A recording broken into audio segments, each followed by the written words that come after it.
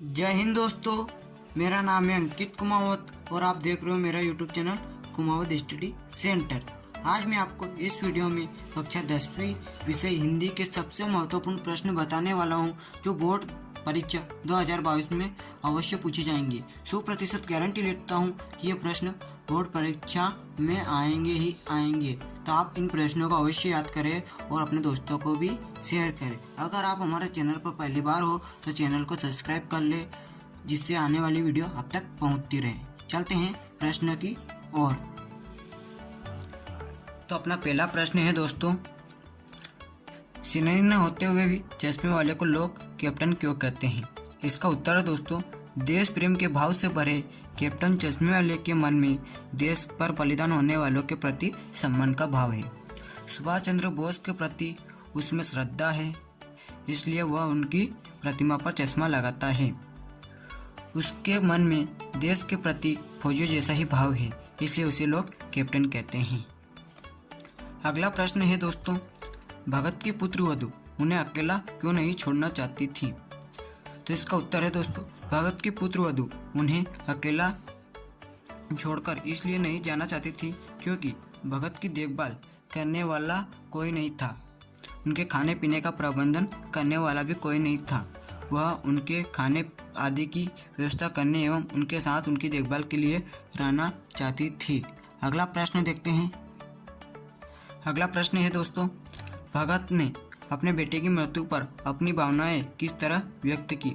इसका उत्तर है दोस्तों, बाल गोविंद भगत ने अपने बेटे के सत को सफेद कपड़े से ढक दिया, उस पर फूल तथा तुलसी दल बिखेर दिए, स्वयं उनके पास आसन जमाकर गाने बैठ गए। वे तल्लीनता से कबीर के पदों को गाने लगे।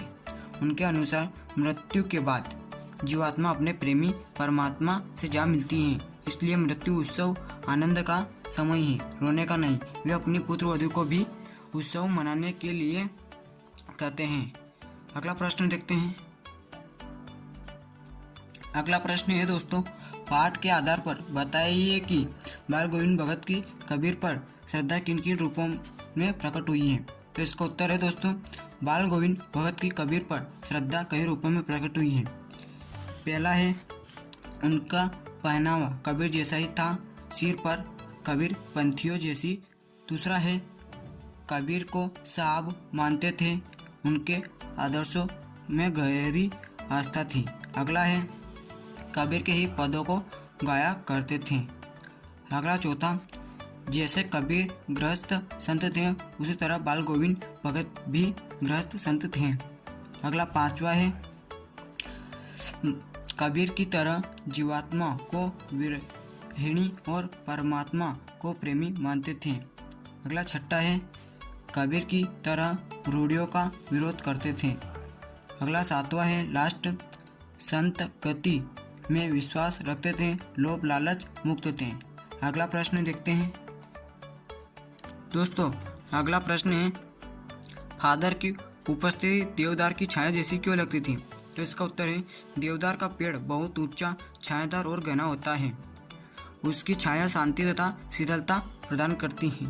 फादर कामिल बुल्के को भी उसी तरह शांति, शीतलता तथा आनंद मिलता था। उनमें चिंता, दुख, परेशानी और दूर करने की सामर्थ्य थी, इसलिए फादर की उपस्थिति देवदार की छाया जैसी लगती थी। अगला प्रश्न देखते हैं। अगला प्रश्न है दोस्तों, फादर बुल्के भारतीय संस्कृति के एक अभिअंग हैं, किस आधार पर ऐसा कहा गया है? इसका उत्तर है दोस्तों, सन्यासी बनने का विचार आते ही उन्होंने भारत आने का निश्चय किया। वे अपनी जन्मभूमि छोड़कर भारत के ही होकर रह गए। उन्होंने भारतीय संस्कृति, भाषा, व्यवहार आदि को आत्मसात कर लिया। वे सहज भाव से कहते थे, भारत मेरा देश है। यहाँ परंपराओं, मान्यताओं को उन्होंने अपना ही नहीं लिया था, उनमें सुधार करने का भी प्रयास किया। उन्हें भारत की भाषा हिंदी से आंतरिक लगाव था। राम कथा पर उन्होंने शोध किया। इस तरह वे भारतीय संस्कृति के एक अभिअंग हो गए थे। अगला प्रश्न देखते हैं। अगला प्रश्न है दोस्तों, लेखक ने फादर बुल्के को मानवीय करुणा की दिव्य चमक क्यों कहा है? इसका उत्तर है दोस्तों, लेखक ने फादर बुल्के को मानवीय करुणा की दिव्य चमक इसलिए कहा है क्योंकि उनके मन में मानव मात्र के प्रति करुणा का भाव भरा था। अपने परिचितों के दुख सुख में वे उपस्थित होते थे। अपने सांत्वनता भरे शब्दों से उनकी पीड़ा हर लेते थे। वे रिश्तों का निर्वहन हृदय से करते थे। उनके दर्शन करते ही लगता था कि मानो करुणा के पवित्र जल से नहा लिए हो। उनके स्वरूप में करुणा टपकती थी। उनकी रंगों में दूसरों के प्रति अमृत जैसी मधुरता भरी थी। वे मानवीय करुणा के द्विचमक के परिपूर्ण थे। अगला प्रश्न देखते हैं।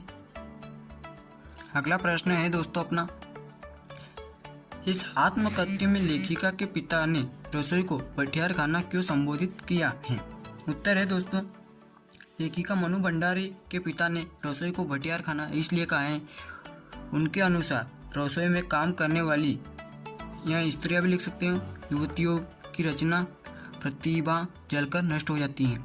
रसोई में काम करने वाली स्त्रियां इतनी रचनात्मक नहीं हो पाती हैं। उनकी क्षमता खाना पकाने, सब्जी काटने या नए नए पकवान बनाने में ही चली जाती है। उनका स्वाभाविक विकास नहीं हो पाता है। अगला प्रश्न देखते हैं।